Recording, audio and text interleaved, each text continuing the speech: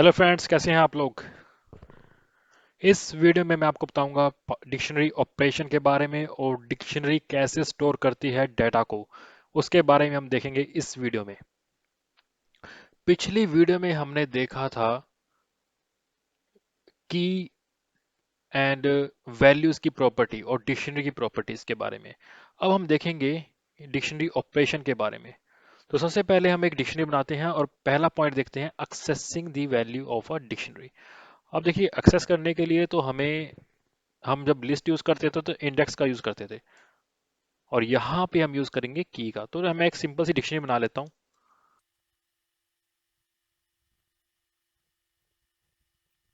तो फ्रेंड्स, मैंने एक डिक्शनरी बनाई है जिसमें मैंने कंप्यूटर पोर्ट्स और एंड उसकी डिस्क्रिप्शन के बारे में मैंने लिखा है यहाँ पर। अब देखते हैं एक्सेस कैसे करते हैं। देखिए, डिक्शनरी का नाम लिखिए और की को लिख दीजिए एज इट इज। आपके पास वैल्यू आ जाएगी। बस आपको की याद रखनी है, की से आप एक्सेस कर सकते हैं।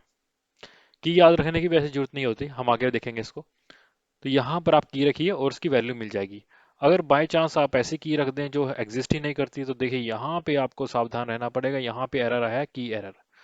तो इसको कहते हैं friend accessing of value by using keys. Next point, अगला पॉइंट है deleting an item from the dictionary. अब मैं बात कर रहा हूँ कंप्लीट आइटम की, ना मैं वैल्यू की बात कर रहा हूँ ना मैं की बात कर रहा हूँ, मैं कर रहा हूँ कंप्लीट आइटम की। तो जैसे आप यहाँ पे डेल लिखेंगे, डेल लिखते ही पोर्ट 1, और जो भी आप की देंगे, जैसे 20 मैंने दिया तो यहाँ से डिलीट हो गया। तो आप देख सकते हैं 20 अब नहीं रहा, पूरा आइटम ही डिलीट हो गया। 20 एफटीपी कंप्लीट ही डिलीट हो गया। तो इसे कहेंगे डिलीटिंग ऑफ आइटम। अगर आप बाय चांस ऐसा पोर्ट दे दे जो एग्जिस्ट ही नहीं करता, तो देखिए यहाँ पे फिर से वही एरर आ रहा है, एरर है की एरर। तो इस बात को हमेशा ध्यान रखिएगा कि key must be exist before doing any operation, please make sure that. Okay. तो नेक्स्ट देखते हैं, नेक्स्ट है updating the value of a dictionary.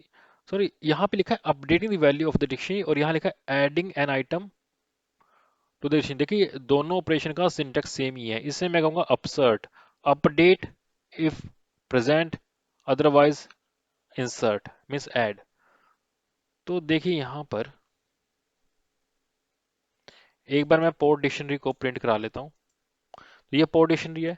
मैं यहाँ पर एक नई की आइटम ऐड करता हूँ। देखिए 80 लिखा यहाँ पर और एक नई वैल्यू HTTP ऐड कर दिया। देखिए यहाँ पर 80 HTTP ऐड हो गया। ठीक है। अब बात करते हैं ऐड की। देखिए ऐड था, अब इंसर्ट, अपडेट की।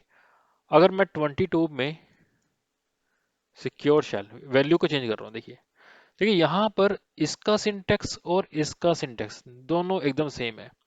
अगर तो वैल्यू उसमें प्रेजेंट है पहले से, मतलब ये की ऑलरेडी प्रेजेंट है, तो अपडेट कर दे, अदरवाइज इंसर्ट कर दे। यहाँ पर तो 80 नहीं था तो उसने इंसर्ट किया। अब यहाँ पर 22 देखिए है ऑलरेडी, तो अब क्या होता है, सॉरी इट्स पोर्ट 1।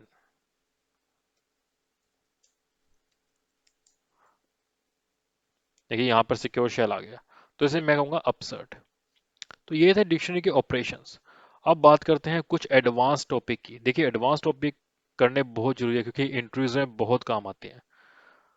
इंटरव्यूज में आपसे एक्सेसिंग के बारे में नहीं पूछेंगे, इतना नहीं पूछेंगे, लेकिन वो सीधा पूछ सकते हैं कि बताइए डिक्शनरी डेटा को स्टोर कैसे करती है। देखिए डिक्शनरी डाटा को स्टोर करती है हैश टेबल का यूज करके।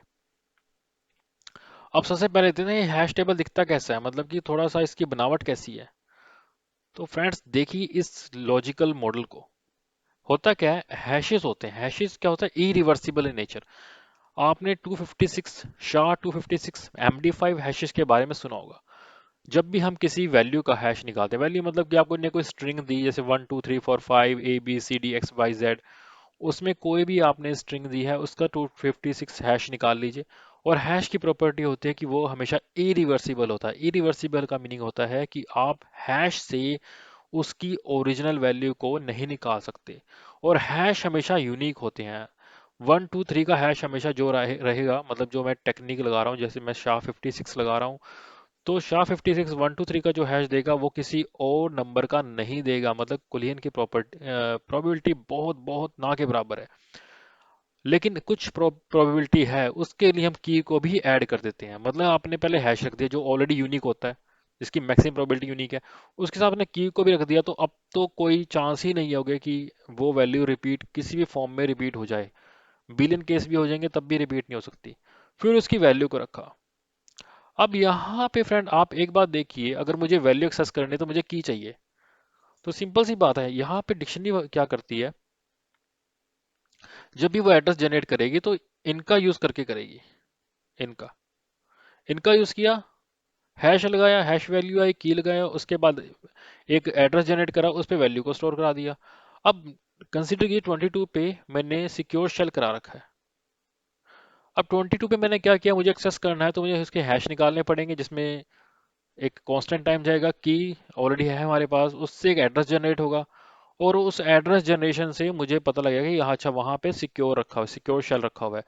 तो ये सारा काम करने में O1 का टाइम लगता है। अब O1 क्यों?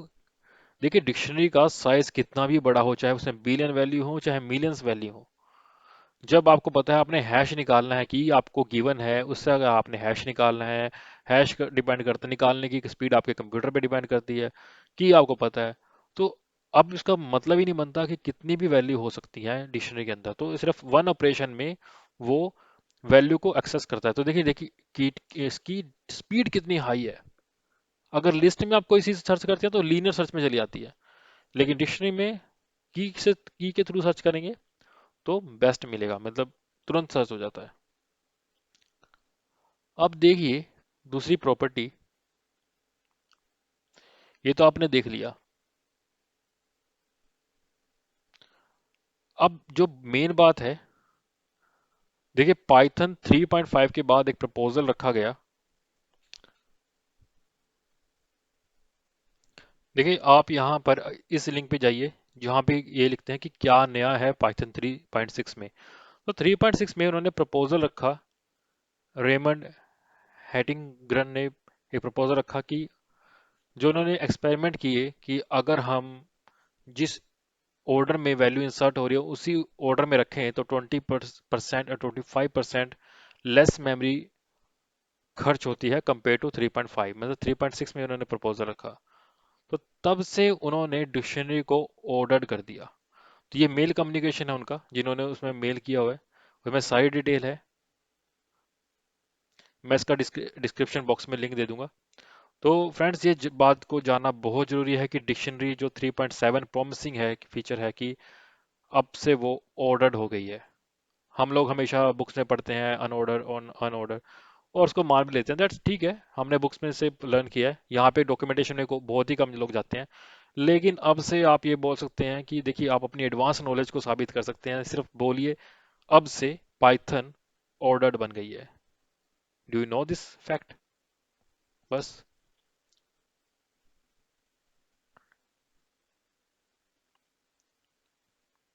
तो फ्रेंड्स ये कुछ मेथड्स हैं, मैं नेक्स्ट वीडियो में डिस्कस करूंगा इस मेथड को डिटेल में, और इसमें बहुत अमेजिंग कंसेप्ट है।